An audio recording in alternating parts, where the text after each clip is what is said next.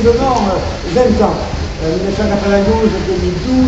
c'est une longue période où ces fêtes se sont déroulées avec un break l'an passé, parce que on souhaitait, Thérèse Darfour souhaitait, que ce 20e anniversaire de cette gourmande soit à la hauteur de tout investissement pour ces très nombreuses années et ces nombreuses éditions préalables. Eh bien, on peut dire qu'aujourd'hui, le succès est au rendez-vous.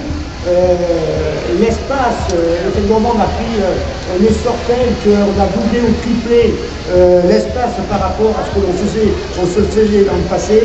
Et je crois que l'objectif qui était de fêter dignement ces fêtes gourmandes a été atteint. Et je voudrais profiter de cette occasion pour dire combien ce travail n'a pas été un travail simple. Je l'ai suivi régulièrement, toutes les semaines pendant 2 ans. Thérèse Darfour et tous ses collaborateurs ont travaillé à concocter ce que aujourd'hui, en 3 jours, tout le monde va pouvoir déguster et savourer.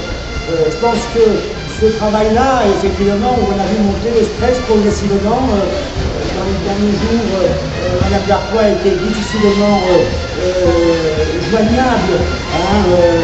Son compagnon me dit oui, effectivement, parce que l'enjeu était important, mais l'enjeu a été réussi. Et je veux dire combien ces fêtes gourmandes doivent à Thérèse Darfour.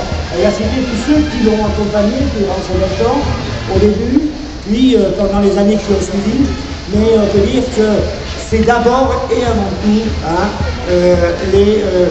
l'idée, l'esprit de ce que voulait Thérèse Darfour pour ces fêtes gourmandes.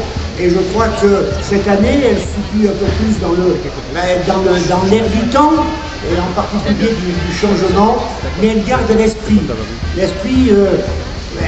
de la gastronomie française, l'esprit de la simplicité, mais de la qualité, l'esprit du savoir-faire et du savoir bien le faire.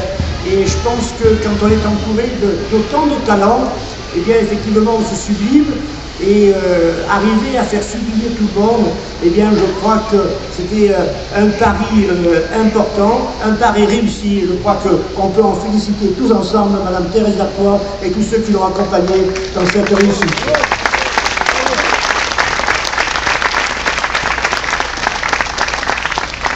Alors c'est vrai que ces fêtes gourmandes s'inscrivent aussi dans le cadre d'un jumelage avec une commune italienne d'Émilie-Romagne, Sforlimpopoli, commune à peu près identique à la nôtre, 15 000 habitants en période normale.